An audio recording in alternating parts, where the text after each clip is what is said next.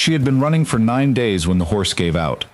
Not dramatically, not the way horses gave out in stories, with a crash and a cloud of dust. The mare simply slowed, and slowed, and slowed, and then stopped at the edge of a creek in the southeastern corner of Wyoming Territory and would not be persuaded to go further, which was, Lena Cord understood, not the horse's failure but her own.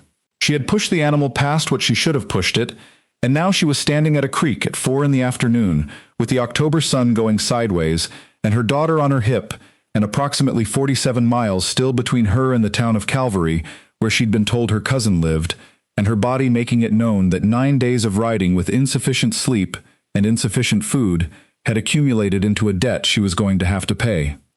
She sat down on a rock at the edge of the creek. Clara was 8 months old and regarded the situation with the serious calm she brought to most situations, which was either a temperamental gift or evidence that she had already, at 8 months, absorbed the lesson that regarding things with alarm did not improve them. The creek ran clear. That was something.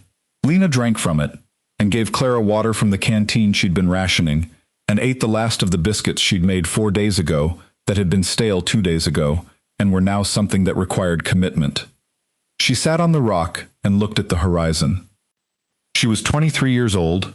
She had left her husband's house in Laramie 9 days ago with her daughter and a horse that was not technically hers, but which she had taken anyway because the alternative was no horse, and no horse meant no distance, and no distance meant staying, and staying was not a thing she was willing to do. Her husband's name was not something she was going to think about right now. She looked at the horizon. The horizon looked back. If you've ever run toward nothing because staying was worse than the unknown, stay with me to the end of this story. Hit that like button and drop your city in the comments. I want to see how far this one travels.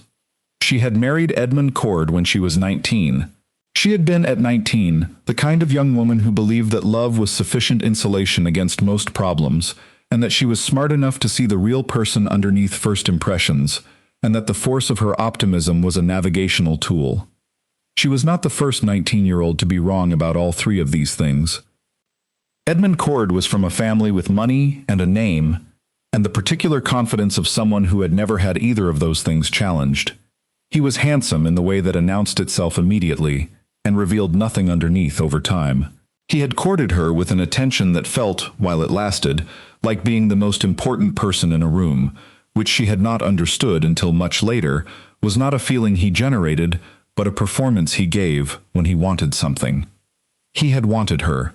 That part was real, or had been real at the beginning, and she had loved him for 4 years through the steady narrowing of what she was allowed to be in his house, small in stages, quieter in stages, less in stages, the way water wears stone, not all at once, never dramatically enough that she could point at a single moment and say, "There, that was the line." Until Clara. Clara had changed the calculation entirely, not in the way that babies change things in stories, not with a sudden revelation of Edmund's true nature, because she had known his nature for 2 years. The change was simpler and more absolute. She looked at her daughter and understood with the cold clarity of someone who has finally stopped negotiating that she would not raise her daughter to believe that what Edmund was what a person was supposed to be. She had waited for a window. The window came in October when Edmund went to Cheyenne for 4 days on business.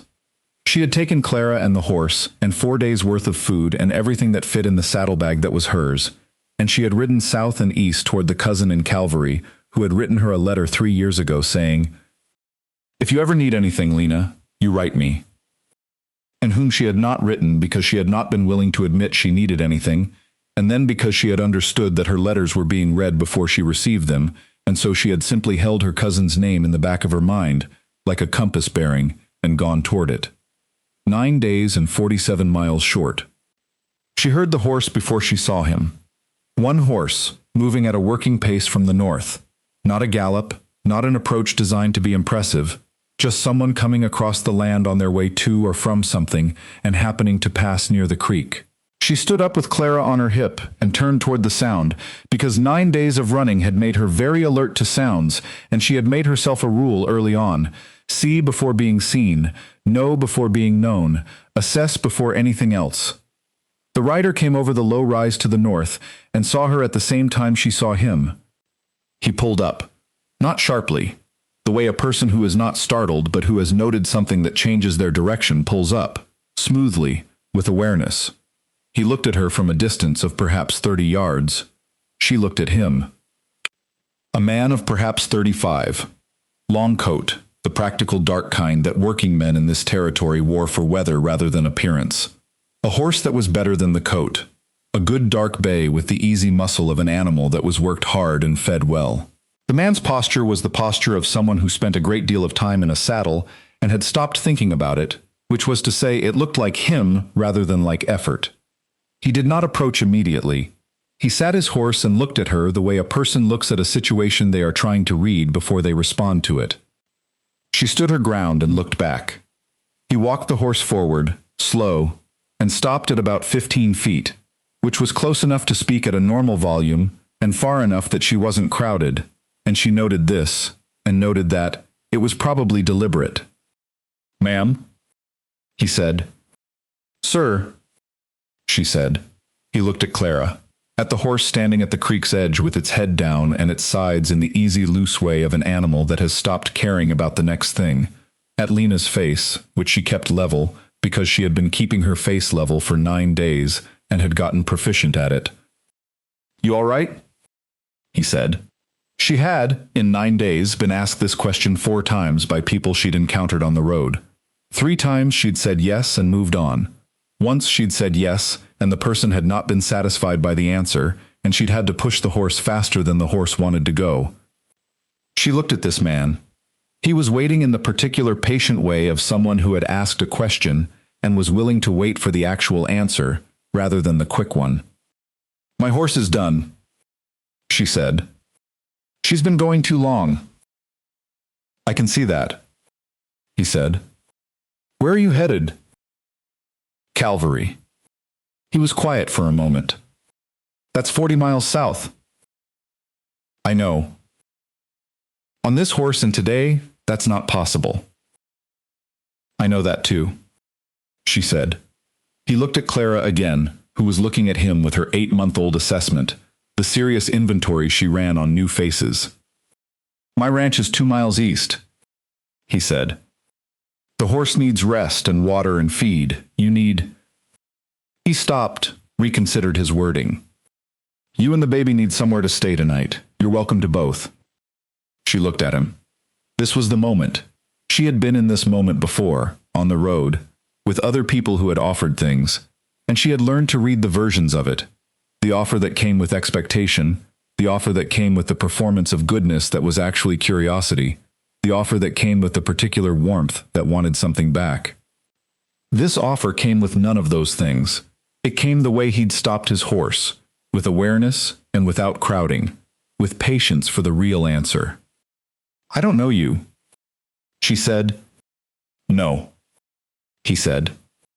"My name is Wes Harding. I've run the 2 Mile Creek Ranch for 11 years. You can ask anyone in Calvary about me when you get there, and you'll get a straight answer." "What will they say?" He looked at her directly. "That I mind my business and keep my word." She looked at the horse. She looked at Clara. She looked at the 40 miles. 2 miles east," she said. 2 miles, he said. She gathered the mare's reins and walked. He walked his horse beside her at the same pace, which was slower than he'd have gone alone, and he did not suggest she ride or hurry or do anything other than what she was doing. She noted this. His ranch was exactly what he'd said, and nothing more decorated. A working spread of reasonable size, a house that was solid and plain, a barn that was in better repair than the house, which told her where his priorities were. A kitchen garden against the south side that had been put to bed for winter, with the careful organization of someone who planned to use it again in the spring. A man came out of the barn when they arrived.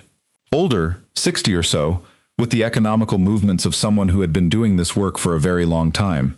He looked at Lena and Clara, and then at Wes with a question on his face that wasn't spoken. "This is Amos," Wes said. "He'll see to both horses." Amos took the mare's reins without ceremony and looked at the animal's condition with a professional assessment that was brief and complete. "She'll be fine," he said, not to Lena, to the horse, which she found she didn't mind. She followed Wes into the house. The kitchen was clean in the unself-conscious way of a place kept by someone who cleaned because disorder made the work harder, not because appearances required it. A stove that was going. He'd banked it before he left, she noted, which meant he was someone who thought about what he was coming back to. A table with 2 chairs, a lamp. He put a pot on without asking if she wanted anything, which she appreciated because asking would have required her to say yes, and saying yes felt, still, like an admission she wasn't sure she was ready to make. "Sit down," he said. She sat. She put Clara on her lap. Clara looked at the lamp with the focused interest she brought to light sources. She looked around the kitchen while he moved at the stove. This was information gathering, which was what she did now in every room she was in. Reading the space, reading the person through the space. What the space said about him. Order without fuss, function without display, the absence of anything that wasn't used. The shelf above the fireplace had 3 books, a tin of tobacco, and a photograph in a plain frame that she was too far from to see clearly. Nothing else. "How old?" he said, not looking up from the stove.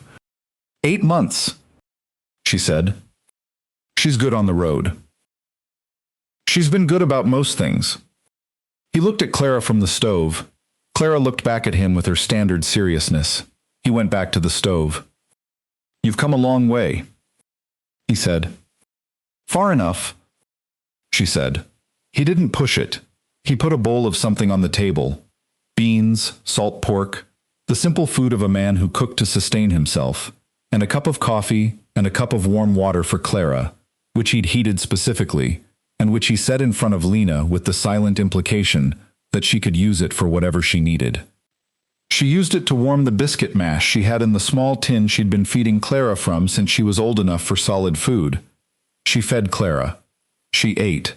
He sat across from her and ate his own food and didn't ask questions. After a while she said, "Thank you." "All right," he said. He gave her the back bedroom. It had a narrow bed and a window that faced east, and a quilt that was old and thick, and had the quality of something made with purpose. He brought a crate from the barn that he'd padded with a folded blanket and set against the wall as a place for Clara to sleep, which he'd done while she was finishing supper, which meant he'd thought of it without being asked. She lay on the bed after Clara was down and stared at the ceiling and listened to the house settle into quiet. She had not slept in a building in 9 days. She had slept under overhangs and once in an empty way station shed and twice propped against trees, with Clara against her chest and one eye open. The ceiling was solid above her. The quilt was heavy. Clara was breathing in the even way of a well-fed, warm baby. She thought about Edmund discovering the horse gone. She had 4 days on him before he came home. She had, she calculated, 3 more days before he would have been able to track her this far, if he was tracking her, which she believed he would be, because Edmund Cord was not a man who permitted things to go without resolution, and she was a thing that had gone without his resolution. She had 3 days. She could be in Calvary in 1 if the mare was rested. She held this calculation. Then she slept, because her body had been waiting for permission for 9 days and she had finally given it. She woke at first light to the sound of the stove, and Clara awake in the crate, not crying, just making the sounds of a baby who is awake and has opinions about the fact that no one has come yet. She got up and got Clara and came out to the kitchen. He was at the stove. He had coffee going and something that smelled like cornmeal porridge, and he didn't turn around when she came in, which she understood was a deliberate privacy, giving her the time to arrange herself before being looked at. She put Clara on the floor with the one toy she had, a carved wooden ring on a cord that Clara had been using as a teething object for 2 months. She sat at the table. He put coffee in front of her and porridge for her, and a small bowl of mashed-up porridge for Clara. "She can eat that?" he said. "Yes." "Good." He sat. They ate. After a while he said, "The mare needs 2 days." She looked up. "At minimum," he said. "Amos says she's not injured, but she's genuinely depleted. 2 days of feed and rest, and she'll make Calvary. 1 day, and you risk her on the road." She held her coffee. 2 days, he said. "Not an instruction. Information. delivered with the particular evenness of a man who was going to say the true thing and let her make the decision. She thought about Edmund's timeline. She thought about 40 miles on a horse that gave out in the middle of them. She thought about Clara. 2 days, she said. He nodded, ate his porridge. Clara grabbed the wooden ring and hit the floor with it to see what sound it made, which was a sound that expressed her satisfaction with the experiment. Wes looked at her. She does that a lot. Lena said, Is she checking the floor? She's checking everything. He looked at Clara with the expression of a man who has just received information about an 8-month-old that he finds reasonable. The first day she rested. This was not her nature. She was not a woman who rested easily, who could be in a place and let it be without doing something about it. But her body had an opinion about the 9 days that overrode her nature, and so she stayed in the kitchen and kept Clara and slept in the afternoon while Clara slept and ate what he put in front of her without ceremony. He was in and out through the day in the rhythm of a working ranch. She heard the barn, the distant sounds of cattle, Amos's occasional voice. He came in at noon for the midday meal, and in the evening for supper, and in the intervals was gone, which gave her the house in the quiet, productive way of a place that had been lent rather than handed over. She looked at the photograph on the shelf in the afternoon. It was a woman, young, perhaps 25, with dark hair and a direct expression, and the particular composure of someone who had been asked to sit still for a camera and had done it without fidgeting. She was not smiling the way people smiled for photographs, that performed expression. She was just looking, steadily, at whatever was in front of her. She did not ask him about it, but she noted it.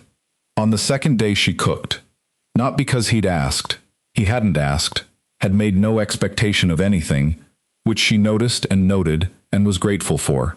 She cooked because she was in a kitchen and she knew how, and it was something she could give that was not complicated by anything else.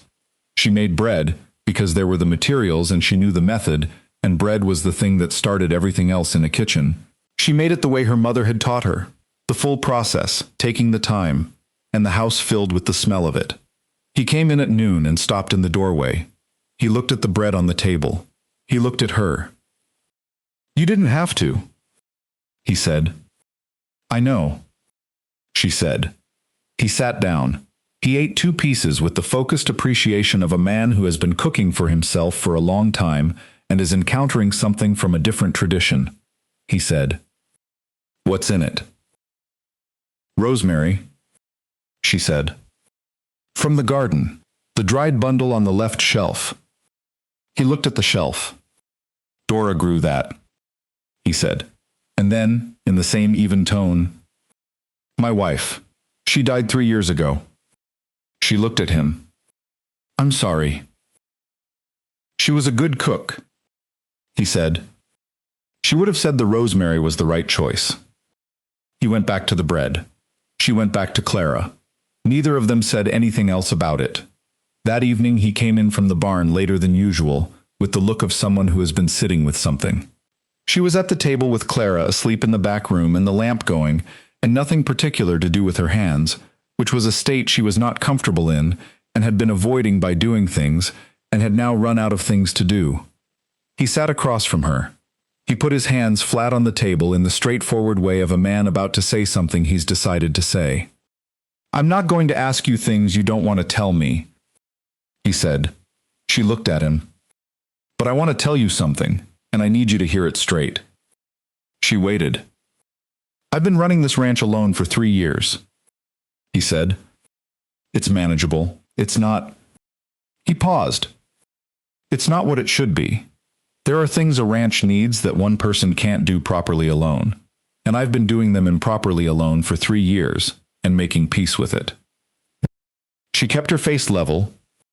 "You've been here 2 days," he said. "And the kitchen is different, and the bread is different, and the way the house feels when I come in from the barn is different." He looked at his hands. "I'm not saying that as pressure.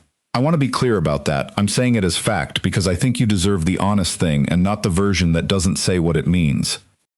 She looked at him for a long moment. "Wes," she said. "Yes." "I have a husband in Laramie who is going to come looking for me."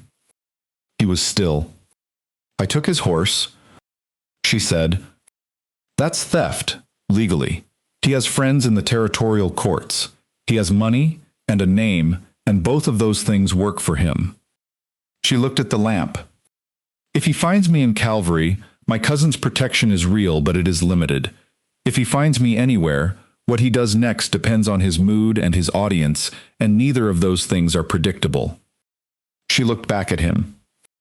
You need to know that before you say anything else, she said. He held her gaze. How long have you been running? He said. 9 days. From Laramie. Yes. He was quiet for a moment. Did he hurt you? She thought about how to answer that. Not in the way that leaves marks that anyone would call proof, she said. He nodded, the slow nod of a man absorbing something that has weight. And the baby, he said. Clara is mine, she said. Whatever he says about anything else, she is mine, and that is not negotiable. I wasn't suggesting. I know, she said. I'm establishing it. So it's established. He looked at her. All right, he said. A long moment. I want to tell you something, he said. And I want you to hear it the same way I heard what you just told me. Straight. She waited. I don't say things I don't mean, he said. I didn't stop at that creek because you were a woman in a difficult situation, and I thought it would look well to stop. I stopped because you were there, and the situation was real, and not stopping would have been wrong. He paused. The offer I made then stands the same now as it did then. Whatever you were running from is not a reason for me to withdraw it. It's more of one to extend it. She looked at this man, Wes Harding, who had walked his horse at her pace and given her the bedroom and heated water for Clara, and bought 2 days of rest for a horse that wasn't his to rest, without being asked, and put rosemary bread on the table like it was ordinary that she would make it.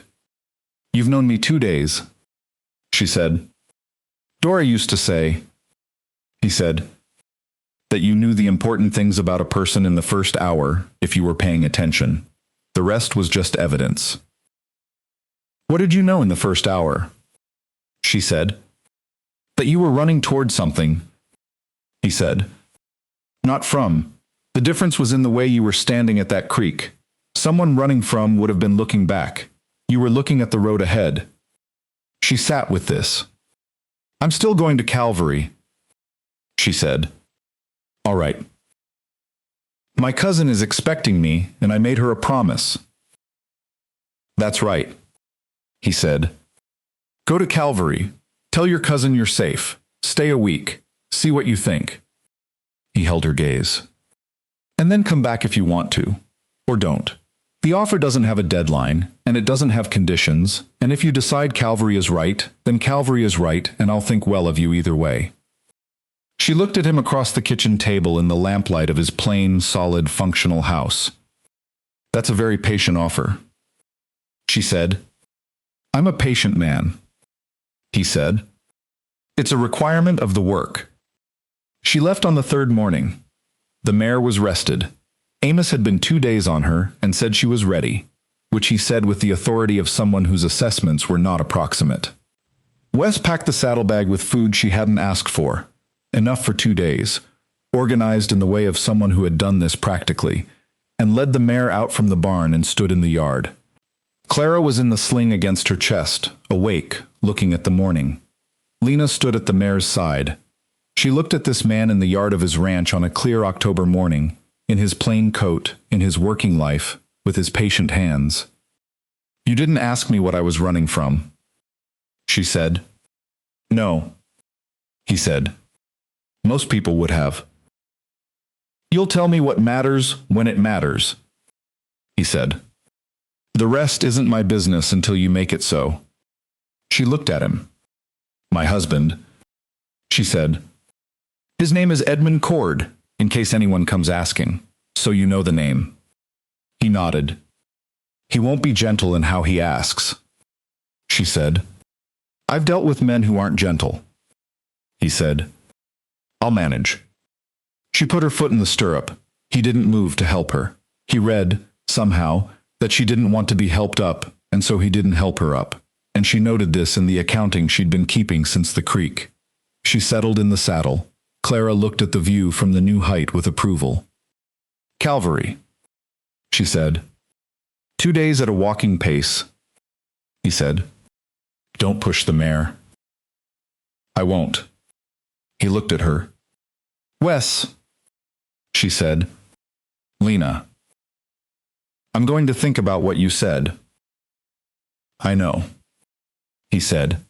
She turned the mare south. She did not look back, but she heard him standing in the yard as she went, the particular silence of someone who is watching something leave and has made their peace with the leaving, which was different from the silence of someone who didn't care. She heard the difference. She thought about it for 40 miles.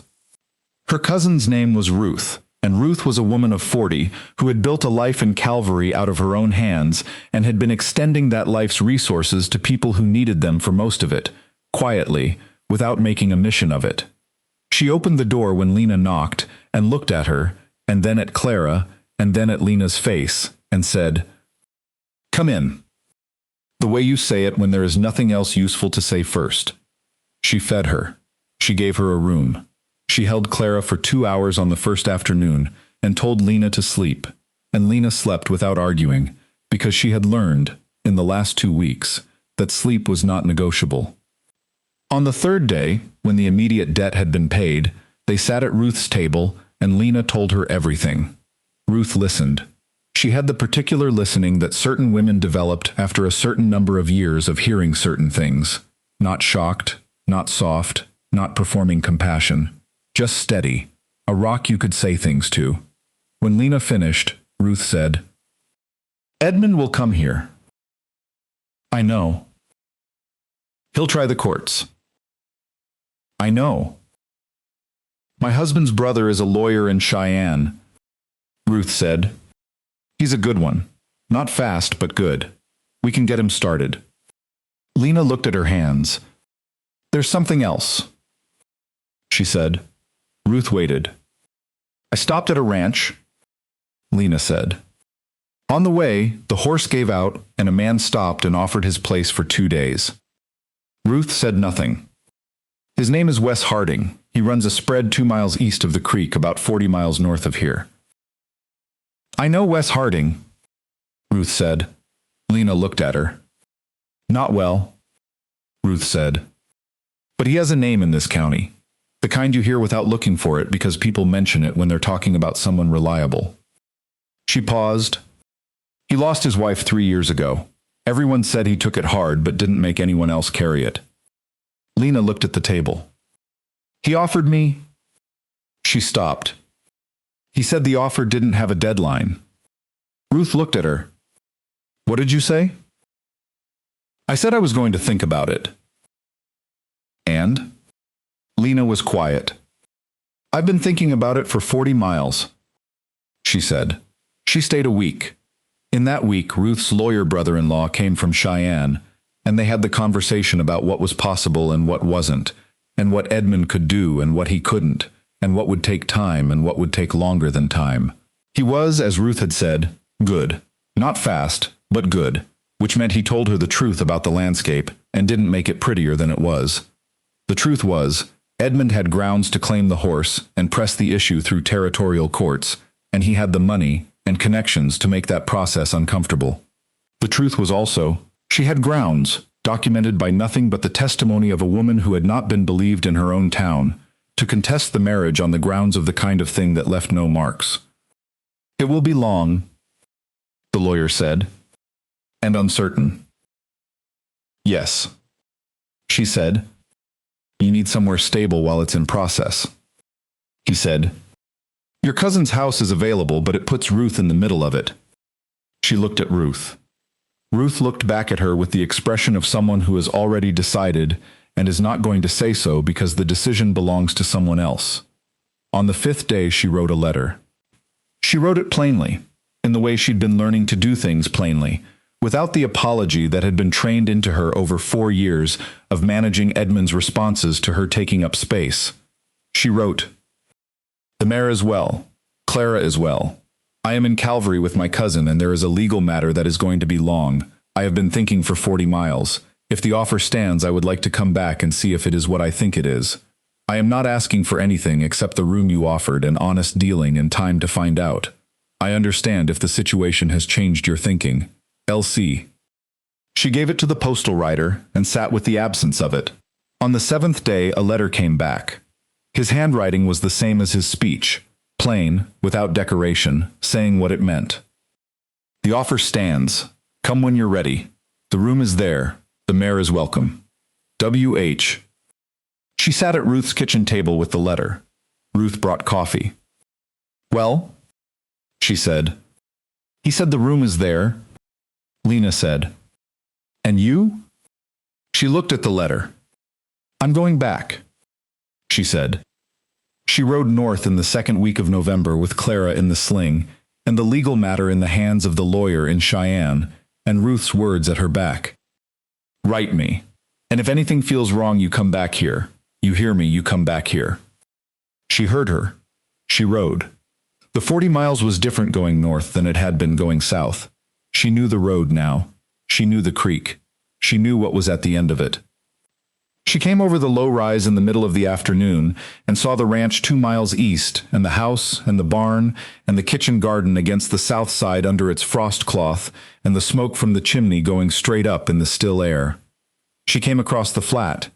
Amos came out of the barn and looked at the mare and then at her and said, "Good condition," which was, she was learning, Amos's version of welcome. Wes came out of the house. He stood in the yard and looked at her on the mare with Clara against her chest, and the saddlebag and the cold and the 40 miles and whatever was in her face. He didn't say anything immediately. He just looked at her the way he'd looked at her at the creek, reading, assessing, giving the real answer its time. You came back, he said. I said I'd think about it, she said. I thought about it. And?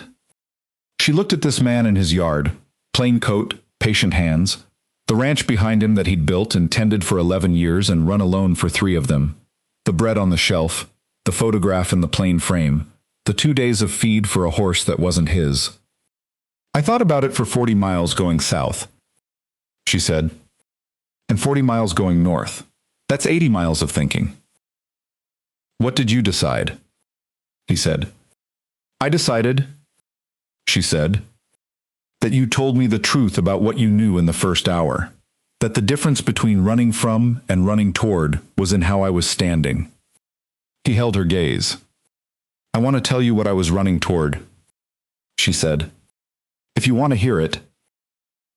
I want to hear it, he said. She dismounted. She was standing in his yard in the November cold, with her daughter against her chest, and the legal matter in Cheyenne that was going to be long and uncertain, and she was standing in a way that was not braced against anything. I was running toward a place where Clara could grow up knowing what it looked like when a man was simply... She stopped, found the word. Decent, without performance, without it being something he wanted credit for. She looked at him. I didn't know where that was. I just knew the direction. He was very still. I think I was running toward this, she said. Or something like it. I'm not certain yet, but I want to find out if I'm right. He walked across the yard to her, not fast, not dramatically, in the way he did everything, which was directly and without ceremony. He stopped in front of her. He looked at Clara, who looked back at him with her serious inventory, the one she ran on faces that mattered. Clara put her hand out toward him. He let her take his finger. She held it. He looked at Lena. The room is there, he said. And I meant what I said about honest dealing and time. I know you did, she said. That's why I'm here. She followed him inside. Clara kept his finger the whole way in. Winter came to 2 Mile Creek Ranch with the commitment of Wyoming winters, which was to say, it came fully and stayed. She settled into the house not as a guest, but not yet as something she had a name for, in the middle place between those two things, where you are working out what is true by living it rather than deciding it in advance. She cooked. She kept the house with the care that came from understanding what a house was for, not decoration, not performance, but the daily work of making a place habitable and warm and functional so that the people in it could go out and do the other work and come back to something solid. He ranched. He came in at the intervals the ranch set for him, dawn, noon, dusk, and ate what she'd made and did the books in the evenings, and told her what he was thinking about on the ranch when it seemed relevant, and asked what she was thinking about when it seemed relevant, and was quiet when quiet was right. Clara grew. She grew in the daily invisible way of babies. One morning she was pulling herself to standing against the kitchen chair, and Lena was at the stove, and she heard Wes say, in the careful, quiet voice of someone narrating something in progress, "There it is, there."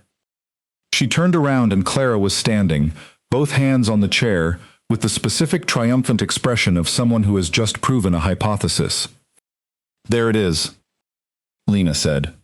Wes was on his knee on the kitchen floor at Clara's level in the way she'd learned he naturally went to the level of smaller things rather than requiring them to reach up. Clara looked at him with the assessment. Then she let go of the chair. She took one step. She sat down on the floor with the abrupt completeness of a baby who has used up the current budget for that skill. "Good," Wes said seriously. Clara appeared to agree. Edmund came in February. She had known he would come. She had been knowing it since October and had been building the thing that would meet him. The lawyer in Cheyenne had been working. Ruth had been in contact. There were letters and documents and the slow machinery of territorial law turning in the background. He arrived on a Tuesday. She knew it was him from the way Amos came in from the barn without speaking and simply looked at her with information in his face, and she went to the window. Edmund Cord, on a horse in the yard, in his good coat, with the particular uprightness of a man who had decided how this scene was going to go before he arrived at it. She turned around. Wes was at the table with the account book. He looked at her face, and then at the window, and then back at her. "That's him," she said. "Yes," he said. He put the account book down and stood up. "Do you want me to?" "Come with me," she said. "Don't speak first. Let me speak first." "All right," he said. They went out. Edmund looked at her from his horse with the expression of a man who has constructed the scene in his head and is recalibrating because it does not match. He had expected something, she read. Distress, the posture of the cot, some acknowledgement that his arrival was the arrival of authority. She was standing in the yard of a working ranch in Wyoming in February, with her shoulders level. "Lena," he said. "Edmund," she said. He looked at Wes. Wes looked back at him with the expression that was not a challenge and not a retreat, the expression of a man who has assessed the situation and is waiting for the next thing. "You've been here," Edmund said, an accusation arranged as an observation. "Yes," she said. "You took my horse." "I took a horse," she said. "The horse is in good condition. Your legal claim to it is a matter between your lawyer and mine." He blinked. She had not spoken this way to him, not in 4 years, not in the voice that was not raised and was not apologizing and was simply, flatly, the voice of someone who had decided what they were going to say and were saying it. "You're coming home," he said. "No," she said. "The law." "My lawyer in Cheyenne has filed," she said. "He'll be in contact with yours. The matter will be settled in the appropriate venue and through the appropriate process. That is not here and not today." Edmund looked at Wes, the look of a man who believes that the other man in the situation is the real conversation and the woman is the access point. Wes looked at him.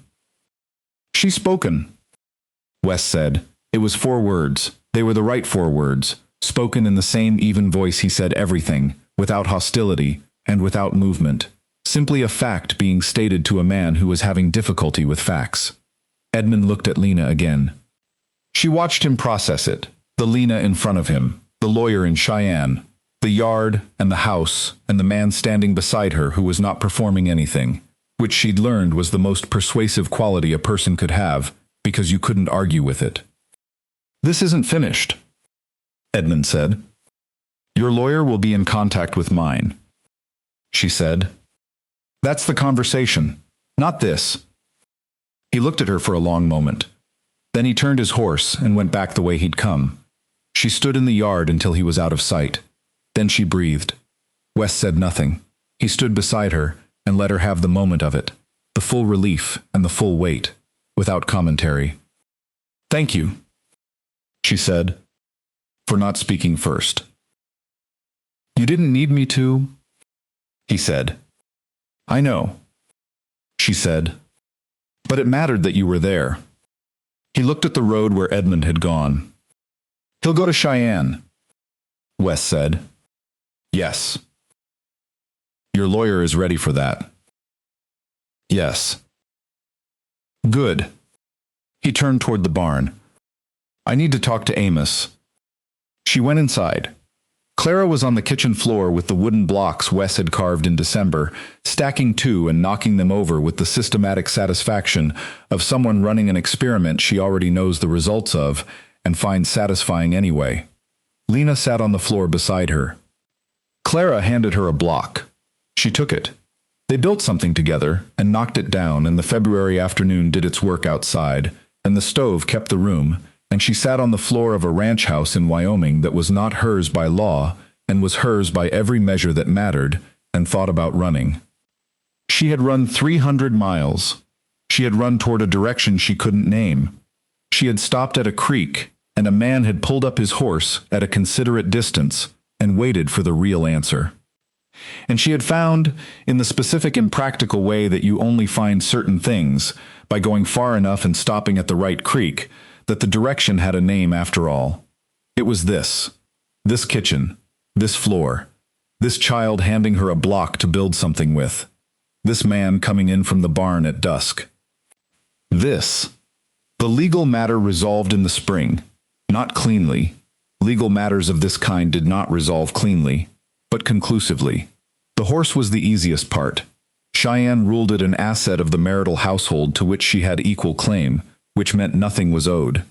The marriage dissolution took longer and cost more and required Ruth and the lawyer brother-in-law and 2 letters from Wes himself, written in his plain declarative hand, stating what he'd observed and what he knew, which was very specific and very useful and very persuasive to a judge who was trying to determine the character of the relevant parties.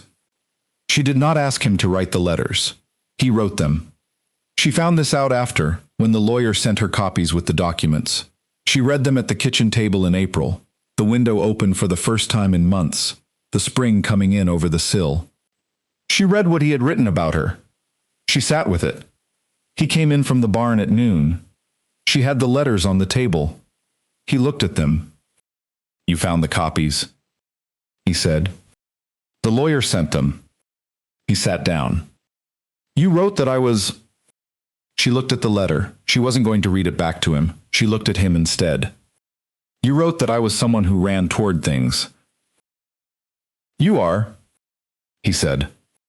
How did you know that in February? You'd known me since October. I told you, he said. Dora said you knew the important things in the first hour. The rest was evidence. She looked at him. What's the evidence say now? She said. He looked at his hands. That, I'd like to ask you something, he said. And I want to ask it plainly, the way I've tried to do everything. She waited. The offer I made at the creek, he said. I said it didn't have a deadline, and it didn't have conditions. That was true. It's still true. He looked at her. But I'd like to make a different offer now. Not instead of, on top of. She held his gaze. I'd like to ask you to stay, he said. Not as a practical arrangement, as the permanent thing, with the name and the legal standing and whatever else comes with it. He paused. Clara too. Whatever she needs, whatever you both need, I'm asking for the chance to provide that. The kitchen was quiet. The spring came in through the window. She thought about a creek in October, and a man who'd stopped his horse at a considerate distance and waited. She thought about the bread with the rosemary. She thought about him on his knee on the kitchen floor saying, There it is. There. When Clara stood up, she thought about 4 words. She's spoken, said to a man who needed to hear them. She thought about 300 miles, about running toward, about the direction having a name. Yes, she said. He looked at her. All of it? She said. The name and the standing and the permanent thing. Yes. He reached across the table and took her hand. He held it the way he held things, steadily, without making a moment of it, because it already was the moment and it didn't need to be made. Outside, the spring was doing what spring did in Wyoming, arriving with more enthusiasm than grace. Mud and melt, and the creek running high, and the cattle restless, and the kitchen garden beginning to show what was underneath everything that had been under the frost cloth since October. Clara came through from the back room at her new pace, which was walking, accomplished last month after many experiments, and now conducted with the confidence of someone who has mastered the principle and is working on the application. She came to the table and put both hands on Wes's knee and looked up at him. Up, she said. It was a new word. It was, Lena thought, the right word. He picked her up.